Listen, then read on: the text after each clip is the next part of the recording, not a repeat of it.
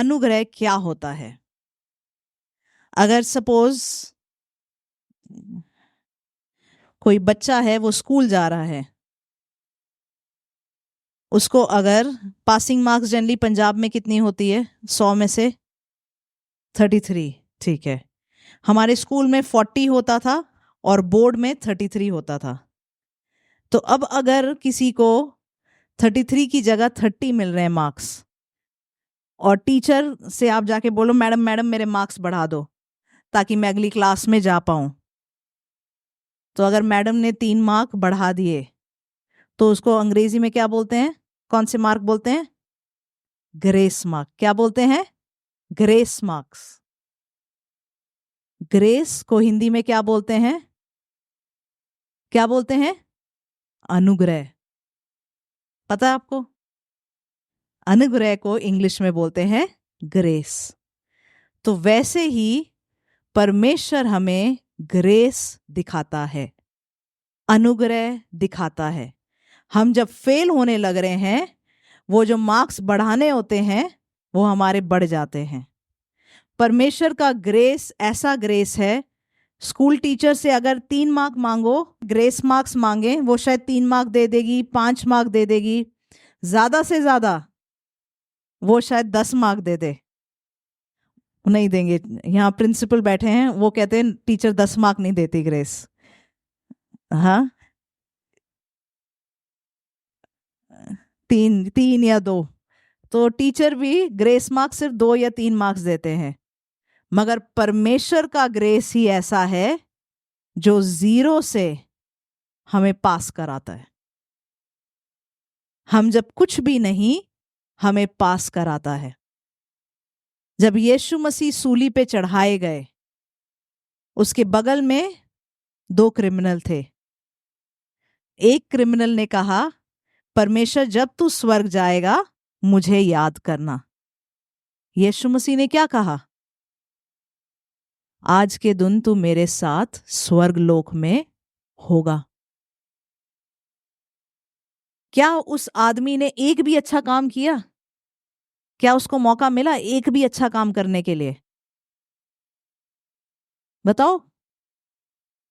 उसने सिर्फ एतबार किया, उसने सिर्फ विश्वास किया कि यीशु मसीह परमेश्वर है। यीशु मसीह की ऐसी बुरी हालत, क्रूस पे लटके हुए हालत को देखकर भी उसके दिल में यह विश्वास था कि यह परमेश्वर है। उसकी हालत देखने के बाद भी उसको विश्वास था यह परमेश्वर है, और इसलिए उसको अनुग्रह मिला। तो आज तक अगर हमने कई प्रचार सुने हैं, कल का भी मैंने जैसे जो शेयर किया कि पाप को हम पाप बुलाएं, कि जब हमने पाप किया है हम अपना उसको कवर अप ना करें। अंग्रेजी में ऐसी कहावत है, उसको कारपेट के नीचे ना झाड़ें। जैसे अगर घर में कूड़ा है तो कूड़े को हम कई बार क्या करते हैं, कोने में हटा देते हैं या किसी चीज के नीचे डाल देते हैं। तो कई बार हम अपने पापों के साथ भी ऐसा ही करते हैं, उसको थोड़ी देर साइड पे छुपा के रख देते हैं और बाकी हम बोलते हैं बड़े साफ हैं। मगर कल हमने सीखा हमने वो नहीं करना। आज मैं आपको बता रही हूं, हर पाप, उसकी जो सफाई है परमेश्वर के लहू में है। आमेन। एक वचन में हम जाएंगे। ये वचन एक्चुअली कई बार मैं आप लोगों के साथ शेयर करती हूं।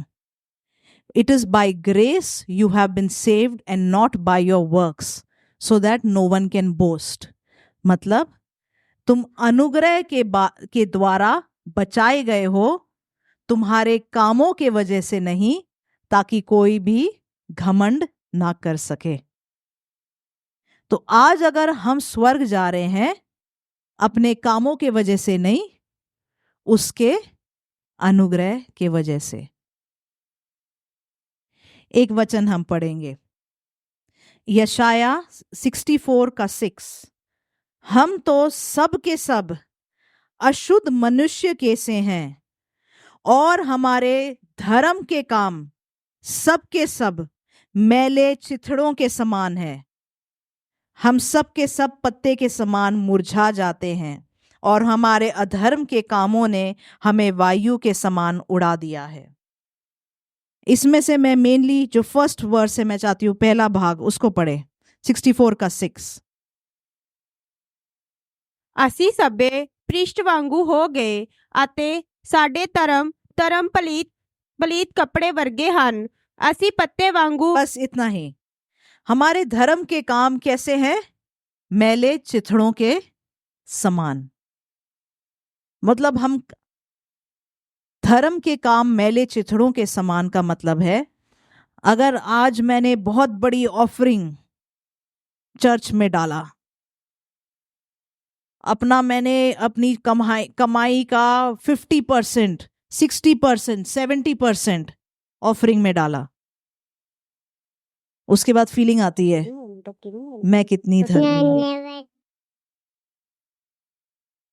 हमने चर्च में सपोज किसी ने आके बोला कि मैं बहुत बीमार हूं, मेरी मदद कर दो, हम जाकर उसकी मदद करते हैं। उसके पैरों में घाव है, घाव को हम साफ करते हैं, खाना बना के उसको देते हैं, या किसी को लेकर हॉस्पिटल जाते हैं, या किसी को हम परमेश्वर में लेके आते हैं। कई बार क्या सोच पड़ जाती है, कितने धर्मी हैं। परमेश्वर कहता है हमारे बड़े से बड़े जो धर्म के काम है वो मैले चिथड़ों के समान है। जकरिया का 3। ਫਿਰ ਉਸ ਮੈਨੂੰ ਵੇਖਿਆ ਕਿ ਪ੍ਰਧਾਨ ਜਾਜਕ ਯਹੋਸ਼ੂਆ ਯਹੋਵਾ ਦੇ ਦੂਤ ਦੇ ਸਨਮੁਖ ਖਲੋਤਾ ਹੈ ਅਤੇ ਸ਼ੈਤਾਨ ਉਸ ਦੇ ਸੱਜੇ ਹੱਥ ਉੱਤੇ ਖੜੋਤਾ ਹੈ ਕਿ ਉਸ ਨਾਲ ਵਿਰੋਧ ਕਰੇ। ਤਾਂ ਯਹੋਵਾ ਨੇ ਸ਼ੈਤਾਨ ਨੂੰ ਆਖਿਆ, ਹੇ ਸ਼ੈਤਾਨ, ਯਹੋਵਾ ਤੈਨੂੰ ਝਿੜਕੇ। ਹਾਂ, ਯਹੋਵਾ ਜਿਸ ਯਰੂਸ਼ਲਮ ਨੂੰ ਚੁਣ ਲਿਆ ਹੈ ਤੈਨੂੰ ਝਿੜਕੇ ਕਿ ਇਹ ਉਹ ਕੁੱਟਣੀ ਨਹੀਂ ਜਿਹੜੀ ਜੋ ਅੱਗ ਵਿੱਚੋਂ ਤੁਈ ਗਈ ਹੈ। ਯੇਸ਼ੂਆ ਮੈਨੂੰ ਮੈਲੇ ਕੱਪੜਿਆਂ ਨਾਲ ਦੂਤ ਦੇ ਸਨਮੁਖ ਖੜਾ ਸੀ ਤਾਂ ਉਸ ਉਹਨਾਂ ਨੂੰ ਜਿਹੜੇ ਸਾਹਮਣੇ ਖੜੇ ਸਨ ਉੱਤਰ ਦੇ ਕੇ ਆਖਿਆ ਕਿ ਇਸ ਤੋਂ ਮੈਲੇ ਕੱਪੜੇ ਲਾ ਲਓ। ਅਤੇ ਉਸਨੇ ਉਸ ਨੂੰ ਆਖਿਆ, ਮੈਂ ਵੇਖ, ਮੈਂ ਤੇਰੀ ਬੁਰਾਈ ਤੇਥੋਂ ਦੂਰ ਕਰ ਦਿੱਤੀ ਹੈ ਅਤੇ ਤੈਨੂੰ ਕੀਮਤੀ ਬਸਤਰ ਪਵਾਵਾਂਗਾ। ਮੈਂ ਆਖਿਆ, ਇਸ ਦੇ ਸਿਰ ਉੱਤੇ ਉਹ ਸਾਫ਼ ਅਮਲਾ ਰੱਖਣਾ। ਤਾਂ ਉਹਨਾਂ ਨੇ ਉਸ ਦੇ ਸਿਰ ਉੱਤੇ ਸਾਫ਼ ਅਮਰਮਾ रखिया अते कपड़े पुआए अते यहोवा दे दूत कोल खड़ोता रहा। इसको मैं पढ़ूंगी हिंदी में। फिर उसने यहोशू महायाजक को यहोवा के दूत के सामने खड़ा हुआ मुझे दिखाया। तो यहोशू जो महायाजक था वो अभी क्या बोलते हैं, उसने उसको खड़ा देखा और शैतान उसकी दाहिनी और उसको विरोध करने को खड़ा था। अब परमेश्वर के सामने यहोशू महायाजक जो परमेश्वर की सेवा करता है, जो परमेश्वर की आराधना करता है, ऐसा आदमी जो परमेश्वर की उपस्थिति में खड़ा होता है, ऐसा आदमी परमेश्वर के सामने स्वर्ग में उसको दिखता है कि खड़ा हुआ है। और उसके दाहिनी ओर कौन है? शैतान। कौन है उसकी दाहिनी ओर? शैतान। उसका विरोध करने को खड़ा था। तब यहोवा ने शैतान से कहा, हे शैतान, यहोवा तुझको धुड़के, यहोवा जो यरूशलेम को अपना लेता है वही तुझे धुड़के। क्या ये आग से निकाली हुई लुकटी सी नहीं है? शैतान खड़े होके बोल रहा है कि देखो इसने पाप किया, इसने इसकी जिंदगी में ऐसे पाप किया, इसने अपने मुंह से गालियां निकाली, इसने अपने दिल में शक किया, इसने जब एक भूखा था उसको खाना नहीं दिया। खड़े होके शैतान उसके ऊपर दोष लगा रहा है। परमेश्वर कहता है क्या ये आग से निकली हुई लुकटी मतलब कि बहुत ही सारी मुश्किलों में से निकला हुआ आदमी नहीं लग रहा तुझे? परमेश्वर ने यह नहीं कहा उसने पाप नहीं किया। उस समय यहोशू तो दूत के सामने मैला वस्त्र पहने हुए खड़ा था। यहोशू जैसा महायाजक उसने मैले वस्त्र पहने हुए थे। कभी किसी ने ऐसे सपने देखे हैं आपने कि आपने मैले कपड़े पहने हैं या फटे कपड़े पहने हैं? कभी किसी ने ऐसे सपने देखे हैं? हाथ नहीं उठाना चाहेंगे। इसका मतलब होता है कि हम अपने आप को उस पापी के समान देख रहे हैं। मैले फटे हुए कपड़े या खराब वाले कपड़े, मतलब हम अपने आप को नीची नजरों से या एक पापी के समान देख रहे हैं। यहोशू की ऐसी हालत थी। तब दूत ने उनसे जो सामने खड़े थे कहा, इसके ये मैले वस्त्र उतारो। फिर उसने उससे कहा, देख मैंने तेरा अधर्म दूर किया है और मैं तुझे सुंदर वस्त्र पहना देता हूं। परमेश्वर ने क्या कहा? इसके मैले वस्त्र हटाओ और इसको सुंदर वस्त्र पहनाओ। क्या परमेश्वर ने कहा जाओ इसको भेजो थोड़े से अच्छे काम करके आएगा? नहीं। परमेश्वर ने उसका अधर्म उसके ऊपर से हटाया और धार्मिकता उसके ऊपर पहना दी। इसी को बोलते हैं परमेश्वर का अनुग्रह, बिना काम किए कमाया हुआ अनुग्रह। तब मैंने कहा, इसके सिर पे एक शुद्ध पगड़ी रखी जाए।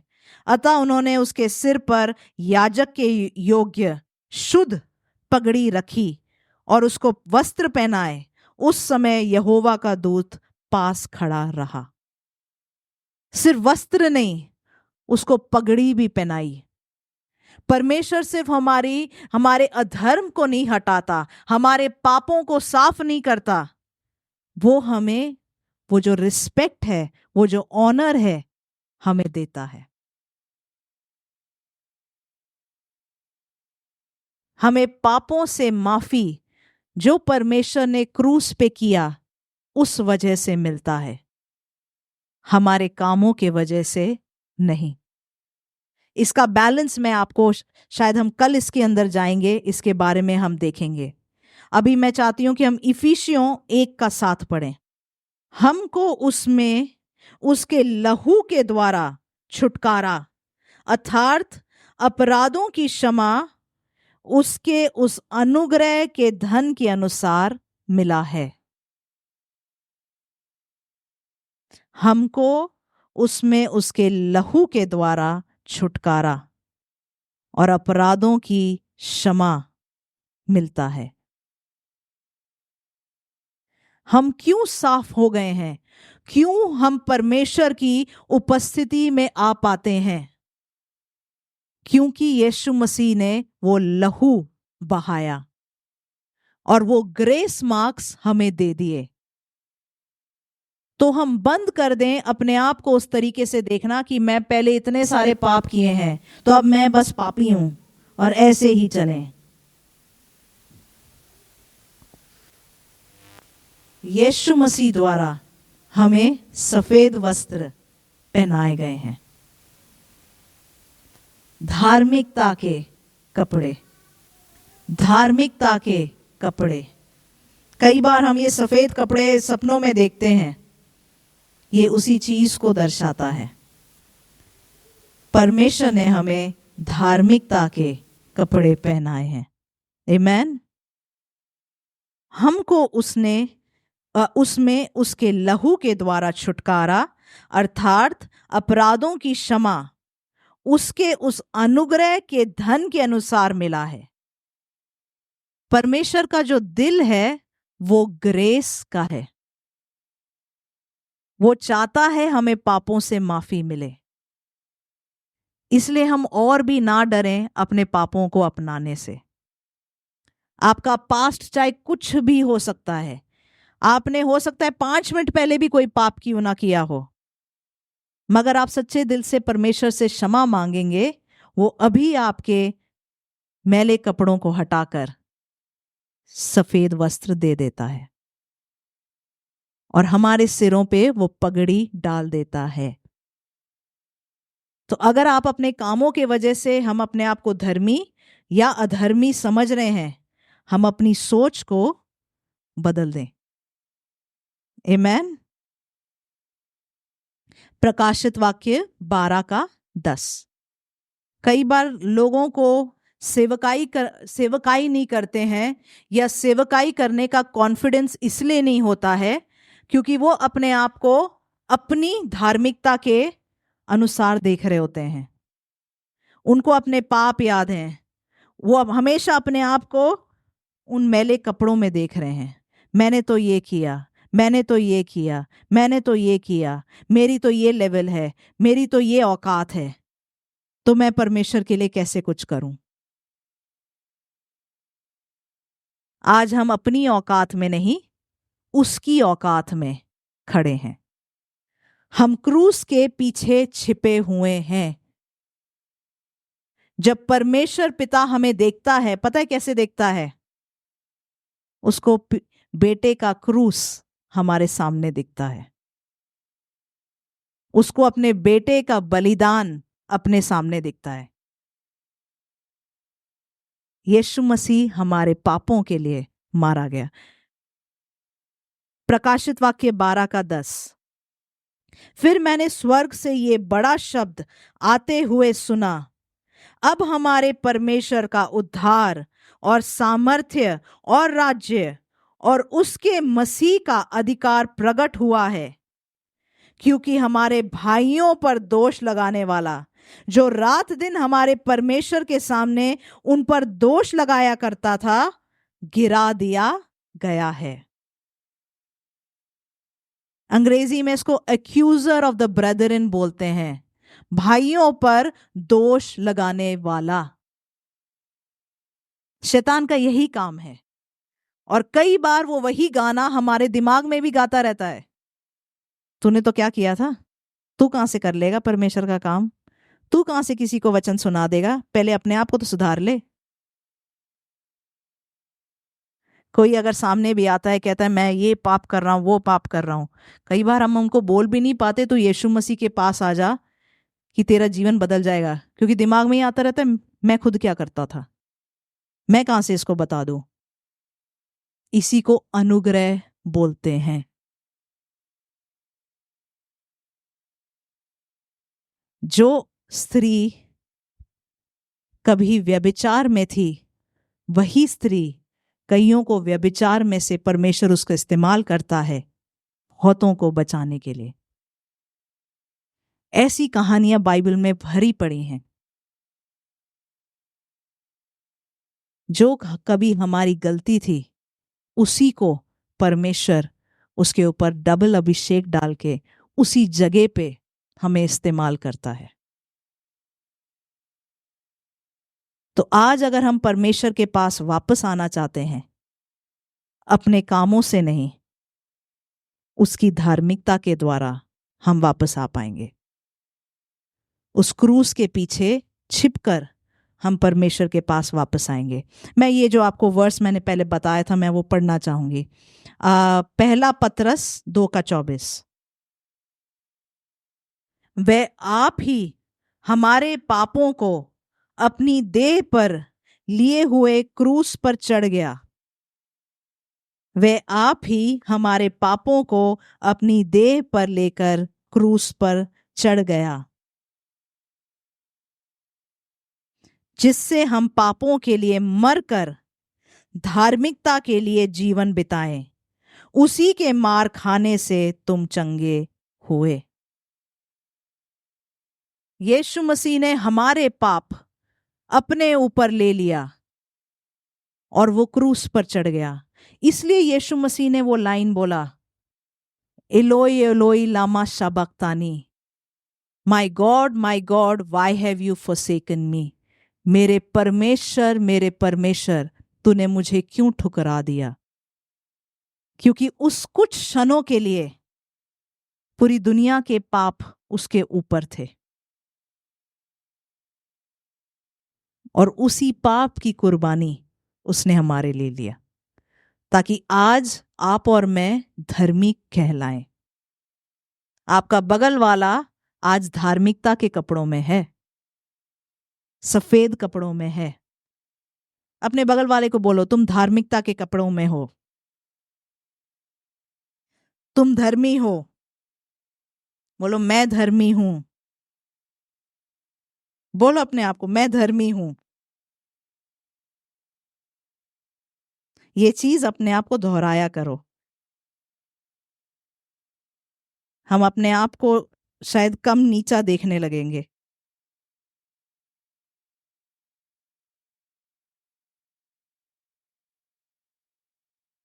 एक आखिरी वचन में जाएंगे, इफिसियों 6 उसका 14। इसको 13 से मैं पढ़ूंगी। इसलिए परमेश्वर के सारे हथियार बांध लो कि तुम बुरे दिन का सामना कर सको और सब कुछ पूरा करके स्थिर रह सको। तो जब हम आत्मिक लड़ाई में हैं, जब शैतान हमें हर जगह से वार करता है, वचन कहता है कि इसलिए हम हर हथियार को, कवच को हम बांध लें। क्योंकि अगर शैतान का सामना करना है, हमने तैयार रहना है। कैसे तैयार रहना है? इसलिए सत्य से अपनी कमर कसकर और धार्मिकता की झिलम पहनकर। धार्मिकता की झिलम क्या है? सत्य से कमर मतलब परमेश्वर का वचन। धार्मिकता का झिलम क्या है? जब शैतान अपने एरो फेंकेगा, तू पापी है, तूने ये किया, वो धार्मिकता का झिलम हमारे के ऊपर होना चाहिए। यीशु के लहू द्वारा मैं साफ किया गया हूं, मुझे माफी मिल गई है। क्योंकि शैतान अटैक करता है, बहुत लोगों के दिमाग को इस तरीके से अटैक करता है, तू पापी है, तूने देख क्या किया, तेरी ये औकात है।